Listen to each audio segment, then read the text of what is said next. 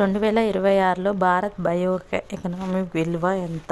సుమారు $195 బిలియన్. అక్షన్ 300 అంటే ఏమిటి? Multi material 3D printer. భారత రిజర్వ్ బ్యాంక్ ఇటీవల ఏ నిర్ణయం తీసుకుంది? వడ్డీ రేట్లను స్థిరంగా ఉంచటం. ఇటీవల ఏ బ్యాంక్ కొత్త డిజిటల్ సేవలను ప్రారంభించింది? SBI. ఇస్రో ఇటీవల ఏ ఉపగ్రహాన్ని ప్రయోగించింది? కమ్యూనికేషన్ ఉపగ్రహం. ఇటీవల ఏ కంపెనీ కొత్త AI టూల్ను విడుదల చేసింది? Google, Microsoft. Para athletics grand prix 2026లో ఎవరు మొదటి స్థానం సాధించారు? భారత్.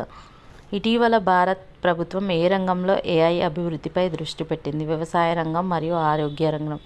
ఇటీవల ప్రారంభించిన గగన్యాన్ మిషన్ లక్ష్యం ఏమిటి? భారతీయులను అంతరిక్షంలోకి పంపించడం. భారతదేశంలో కొత్తగా ప్రారంభించిన డిజిటల్ పేమెంట్ వ్యవస్థ ఏది? UPI.